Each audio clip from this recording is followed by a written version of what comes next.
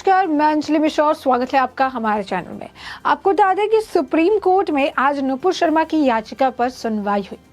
सुनवाई के दौरान जिस तरीके की टिप्पणी जो है जज की तरफ से की गई, उसे लेकर आज के वक्त पे ट्विटर पे जज जो है वो ट्रेंड कर रहे हैं।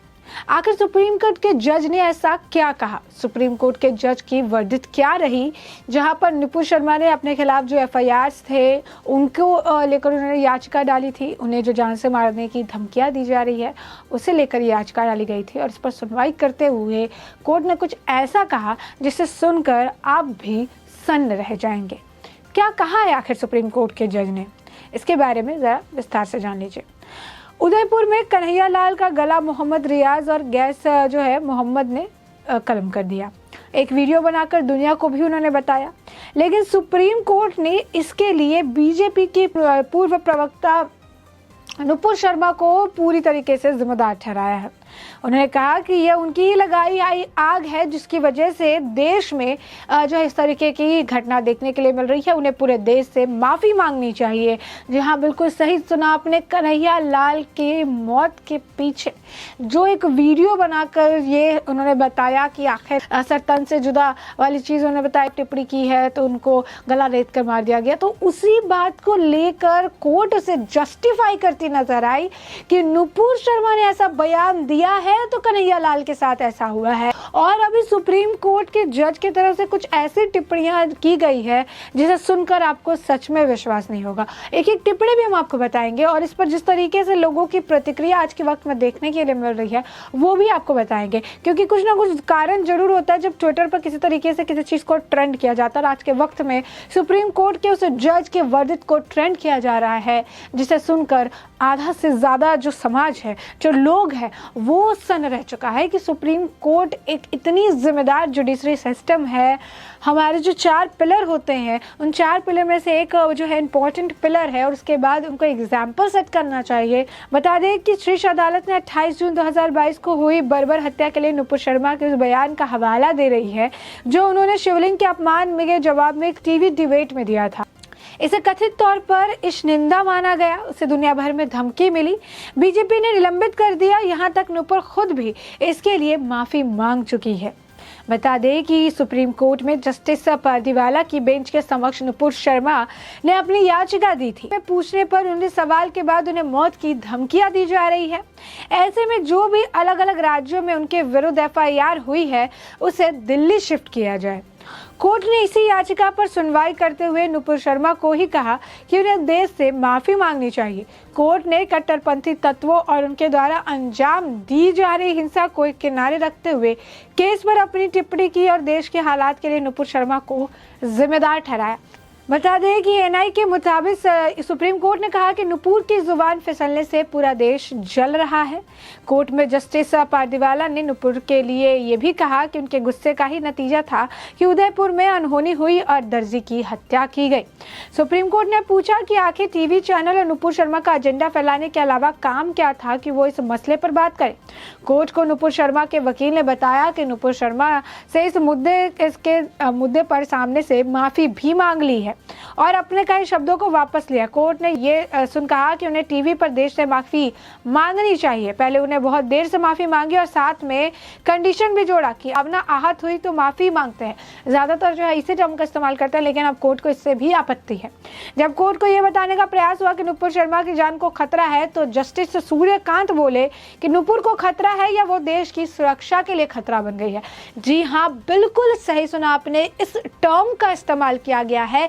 यानी आपको बता दें, कन्हैया लाल भी पुलिस के पास गई थी, उन्होंने कहा था मुझे जान का खतरा है। पुलिस ने उन्हें क्या कहा, आप दुकान बंद कर लीजिए, उन्हें अपनी जान गंवानी पड़ी।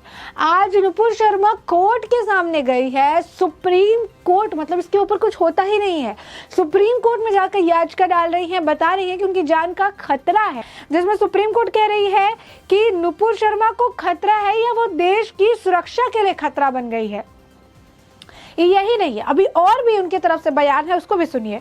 बता दें कि जिस तरह उन्होंने कहा कि जिस तरीके से उन्होंने देश के भावना को भड़काया, उसके लिए देश में जो कुछ हो रहा है उसके लिए उन्हें इकलौता जिम्मेदार माना जाना चाहिए। नुपुर शर्मा को फटकार लगाने के लिए कोर्ट ने दिल्ली पुलिस से पूछा कि आखिर जब नुपुर शर्मा के विरुद्ध शिकायतें हुई तो उन लोगों ने क्या किया। नुपुर की शिकायतों पर तो शख्स को अरेस्ट हो जाना चाहिए, लेकिन ऊपर जो शिकायत हुई उनके बावजूद उन्हें हाथ नहीं लगाया गया। कोर्ट ने नुपुर शर्मा की याचिका को राहत देने से मना करते हुए कहा कि वो चाहे तो हाई कोर्ट जा सकती हैं, लेकिन उनकी ओर से इस केस में राहत नहीं दी जाएगी। वहीं नुपुर के वकील ने बताया कि नुपुर किसी भी जांच में से भाग नहीं रही है, बल्कि वह जांच में शामिल हो रही है।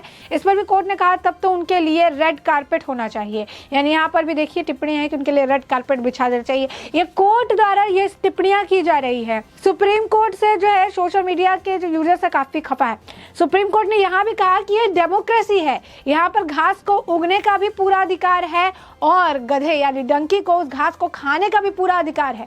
तो इस तरीके की टिप्पणी दी जा रही है। उन्होंने सुप्रीम कोर्ट ने यहाँ तक कह दिया कि जब अगर डिबेट में इस तरीके से होस्ट द्वारा सारे बयान किए गए तो होस्ट के खिलाफ भी जो है याचिका दायर करनी चाहिए, इस तरीके की बयानबाजी नहीं करनी चाहिए। उन्होंने कहा कि सबका डेमोक्रेसी में चीजें कहने का अधिकार है। साथ ही उन्होंने कहा कि जर्नलिस्ट को लेकर भी उन्होंने चीजें जो है अलग कर दी। उन्होंने कहा कि जर्नलिस्ट की बात करने का जो अधिकार है वो अलग है, सारी चीजें जो है वो अलग है। अब इसे लेकर लगातार जो है एक के बाद एक ट्वीट देखने के लिए मिल रही है, प्रतिक्रिया देखने के लिए मिल रही है, जिसकी वजह से आज के वक्त में जो है जस्टिस सूर्यकांत जो है इस वक्त ट्रेंड कर रहे हैं। क्या कुछ टिप्पणी मिल रही है, आइए इसके बारे में आपको बताते हैं। मनोज मुस्तसिर ने ट्वीट करके लिखा कि नुपुर शर्मा की वजह से उदयपुर की घटना हुई सुप्रीम कोर्ट।